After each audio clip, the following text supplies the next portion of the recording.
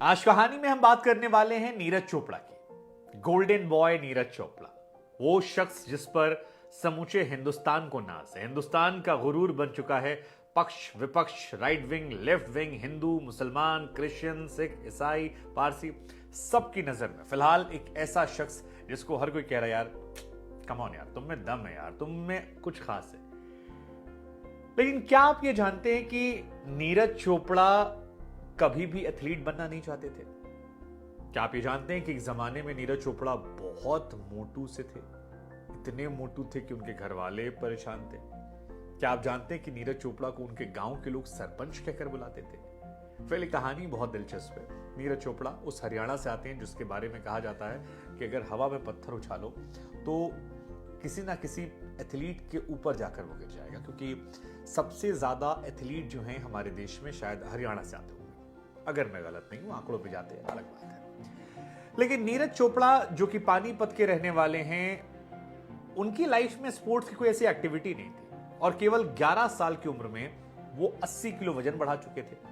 सफेद कुर्ता पहनकर जब बड़े ठाट बाट से वो निकलते थे तो लोग उन्हें सरपंच जी मजाक में बोलते थे। शुरू में तो ये क्यूट था, लेकिन बाद में घर वालों को लगा कि यार इस लड़के को बीमारी उमारी ना पकड़ ले, इससे बोलो कि जिम करे, जाए दौड़े भागे, थोड़ा सा वेट लूज करे। और फिर नीरज चोपड़ा को उनके घर वालों ने डांट डपट के कहा भैया भागो, अब तुम्हारे बस का यहां नहीं है, सरपंच जी के खिताब से तुम थोड़ा आगे बढ़ो।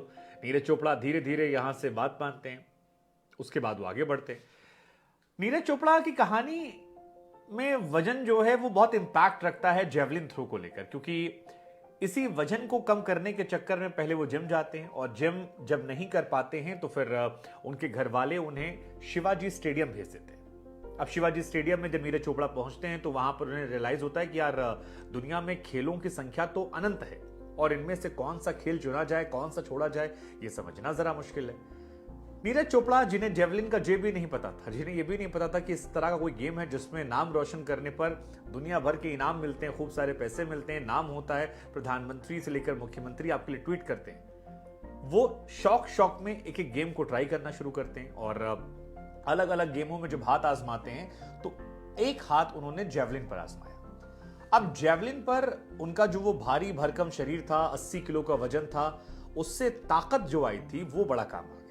उनके सीनियर्स को लगता है कि यार अगर ये लड़का भाला फेंकेगा तो गोल्ड सिल्वर या ब्रॉन्ज पे निशाना कहीं ना कहीं लगा देगा और भाला फेंकने में उनकी जो भारी भरकम शरीर की ताकत है उसका फायदा उठाया जाए। उनके इस टैलेंट को पहचानते हुए, उनकी ताकत को पहचानते हुए उन्हें इस खेल में बढ़ावा दिया जाता है और यहां से शुरुआत होती है दी गोल्डन बॉय नीरज। 24 दिसंबर 1997 को उनका बर्थ हुआ था, पानीपत में हुआ था। पानीपत का इतिहास आप सब जानते हैं कि क्रांतिवीरों की धरती है। वहां पर पहलवानों से लेकर तमाम क्रांतिकारी लोग निकले हैं और ये भी क्रांतिकारी ही हैं।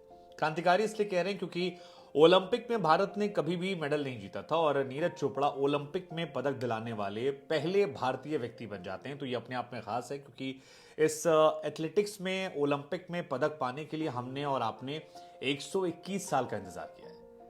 ये अपने आप में कामयाबी बताने के लिए काफी। अभी भी जहां इन्होंने जीता है वहां 40 साल में पहले व्यक्ति हैं जिन्होंने गोल्ड जीता है। कुल मिलाकर 3 लोगों ने मेडल जीता है वर्ल्ड उस एथलेटिक चैंपियनशिप में भी, और उसमें से 2 मेडल जो हैं वो इन्हीं के नाम पर है। लेकिन क्या आप ये जानते हैं कि नीरज चोपड़ा जो हैं वो भारतीय सेना में सूबेदार भी हैं? भारतीय सेना में आपको बता दें नीरज चोपड़ा 4 राष्ट्रपताना राइफल्स में सूबेदार हैं और 2016 में नायब सूबेदार के जूनियर पद पर इन्हें कमीशन ऑफिसर के तौर पर चुना गया था और चंडीगढ़ के डीएवी कॉलेज से इन्होंने पढ़ाई की थी। पिताजी जो इनके हैं वो किसान व्यक्ति हैं। राज्य सरकार उस दौर में भी बहुत खुश हुई थी जब पहली बार ये मेडल जीत कर आए थे। कहा जाता है पहली बार भी जब इन्होंने शुरुआत की थी जूनियर लेवल पर और भाला फेंका और वो 80 मीटर के पार गया तो वहां भी लोग हैरान थे और सबको समझ में आ गया कि इस बच्चे की कहानी जो है वो कुछ अलग जाने वाली है। उसके बाद तो नीरज चोपड़ा ने अवार्ड्स की, नीरज चोपड़ा ने गोल्ड की फहरिस्त जो है वो इतनी लंबी लगा दी है कि उस पैमाने को पार करना फिलहाल अभी किसी एथलीट में नजर नहीं आ रहा इंडिया में। नीरज चोपड़ा के अगर करियर की बात की जाए तो नीरज चोपड़ा ने बहुत कम उम्र में अपने झंडे जो हैं या कहें अपना भाला जो है वो बुलंद कर दिया था, भाला गाड़ दिया था, ये सही वर्ड होगा।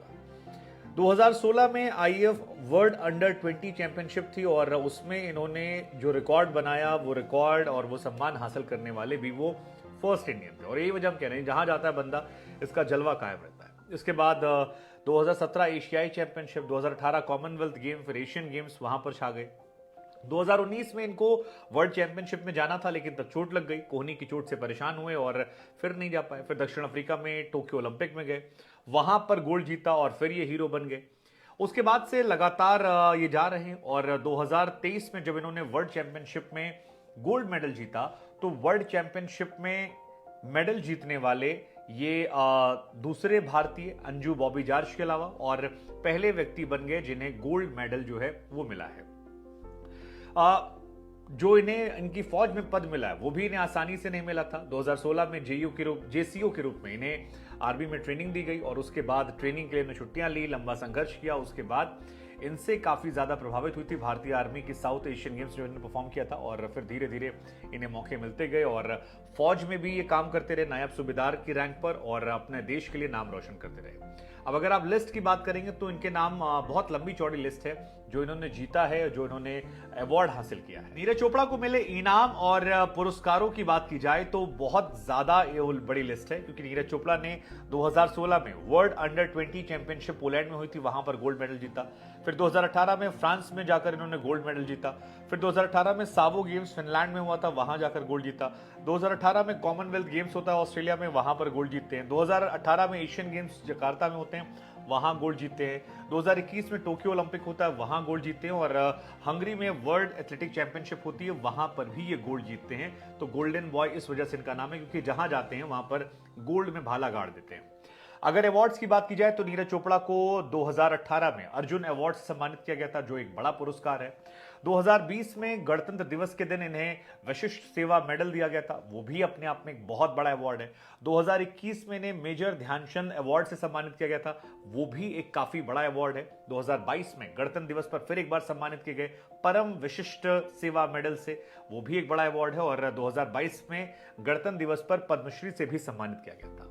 लेकिन अभी तो ये आगाज है, लगता है कि नीरज चोपड़ा की कहानी जो है आगे बहुत बड़ी है और एक बेहतरीन इंसान, एक बेहतरीन स्पोर्ट्स पर्सन और एक बेहतरीन इंस्पिरेशनल वाली कहानी की किस्मत आपको तय करती है। वरना किसने सोचा था कि वो जो एक मोटा सा भारी भरकम लड़का था वो एक दिन देश का सबसे फिट एथलीट और सबसे हिट एथलीट बन जाएगा।